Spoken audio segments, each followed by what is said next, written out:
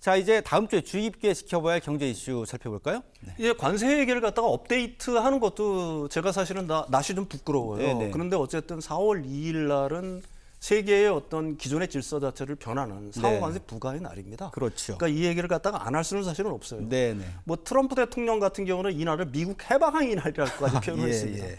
미국이 빼앗긴 둘을 갖다 되찾아오는 날이라고 얘기를 했는데 네. 사실 뭐 우리나라 사람들 같은 경우는 이해를 못하죠. 미국이 도대체 뭘 다른 나라한테 착취를 당했다는 건지 네. 이해가 안 가지만 어쨌든 지금 트럼프 대통령의 입장은 사실 그렇습니다.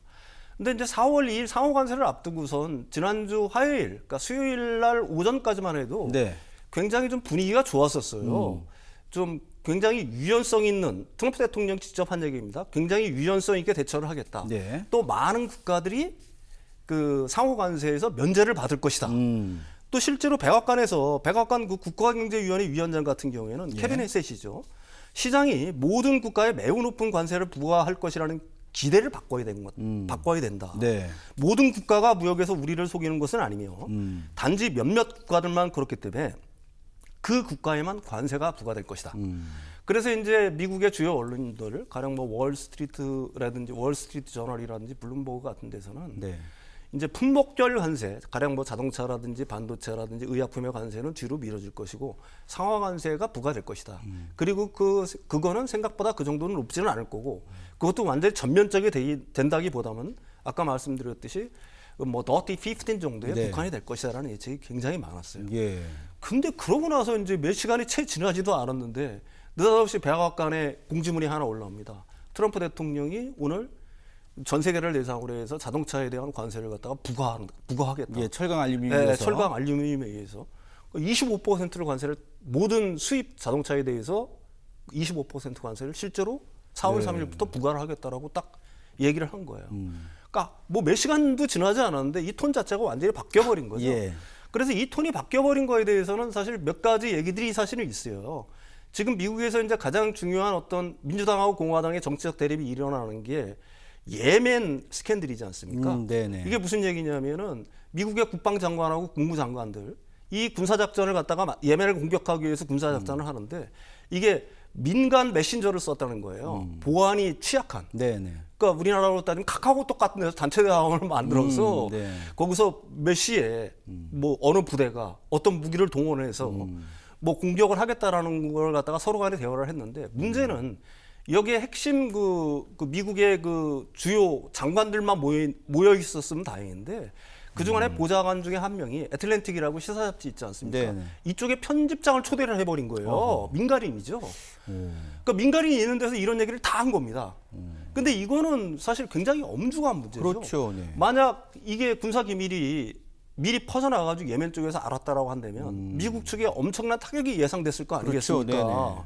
그런데 이걸 갖다가 어떻게 보게 되면 보안도 안 되는 민간 그 메신저에서 거기다가 민간인을 갖다가 참여한지도 모르고 예. 거기서 이런 어떤 군사 작전을 갖다가 했다는 거에 대해서 지금 그 민주당 쪽에서는 굉장히 크게 어떻게 보게 되면 들고 일어나는 상황이거든요. 그러니까 이걸 갖다가 막기 위해서 트럼프 대통령이 자신의 어떤 정치적인 공격, 공화당이 정한 어떤 그 정치적인 어떤 위기 상황을 돌파하기 위해서 그동안 그 상호 관세 부분에 대해서 굉장히 유화적인 제스처를 취하다가 네. 안 되겠다 해가지고 자동차 관세를 갖다가 느닷없이 발표한 거 아니냐? 예. 뭐 이런 얘기들도 사실은 있습니다. 네네. 그런데 어쨌든 지금 상호 관세를 갖다가 시장에서 예상을 하는 거는 뭐 도이치뱅크도 그렇고요. 그다음에 이제 블룸버그라든지 보통 이런 어떤 주류 그 어떤 투자 회사들 같은 경우에는 네.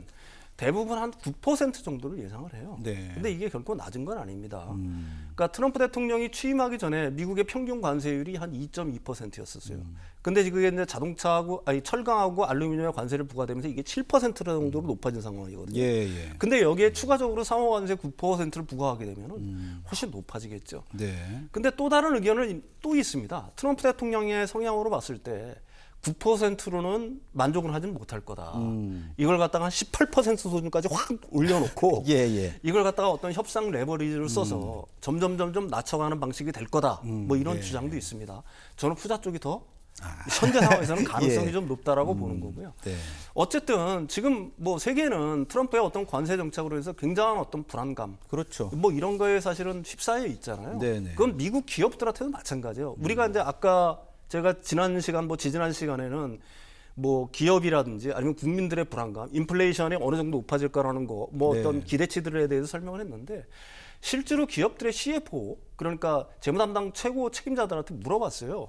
CNBC가. 네. 그랬더니 지금 어려운 게 뭐냐 그랬더니 아무 결정도 할 수가 없다. 55%. 예. 그다음에 제일 위험한 게 뭐냐? 30%가 바로 국가의 무역 정책을 꼽았습니다. 그러니까 트럼프 대통령은 기업가 출신이잖아요. 사실 이런 걸 모를 리는 없겠죠. 그렇겠죠. 네, 그렇다 보니까 사실은 저는 알고 있다라고 생각을 합니다. 네. 다만 이 관세를 갖다가 어떤 협상의 도구, 네. 아니면은 자신의 어떤 정치적인 위기를 돌파해 나가는 어떤 수단으로 쓸 개연성은 충분한 거고요. 그렇다라고 본다면은 이게 기업들에 미치는 영향, 결국은 미국 기업을 위해서 사실은 관세 정책을 쓰는 건데, 네, 그렇죠. 이게 오히려 미국 기업들을 갖다가 해치고 있다는 게를 갖다가 트럼프 대통령이 모를 리가 없는 거거든요. 네, 네. 그러니까 일단 높게 부른 다음에 점진적으로 완화되는 모양새를 갖다가 취해나갈 거는 분명하다.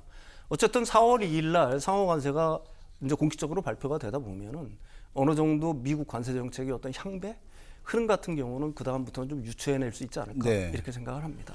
참 미국 기업을 위한 행보라고는 표면적으로 하는데 뭐 리쇼어링 자체도 쉽지가 않고 만만치가 않고 게다가 우리 얘기를 좀 해보면 사실 현대차가 대규모 투자 발표했을 때만 해도 야 현대가 이번에 좀 자동차 관세에서 살짝 빼주는 거 아닐까 했는데 생산할 때부터 딱 못을 박으니까 아 이거 좀 기운 빠진다 이런 말씀들을 많이 하시더라고요. 예. 네, 아무래도 그렇겠죠. 네. 현대뿐만이 아니라 현대차, 그러니까 네. 현대차 모두에 대해서 관세 면제를 해줄 줄 알았는데 예, 예.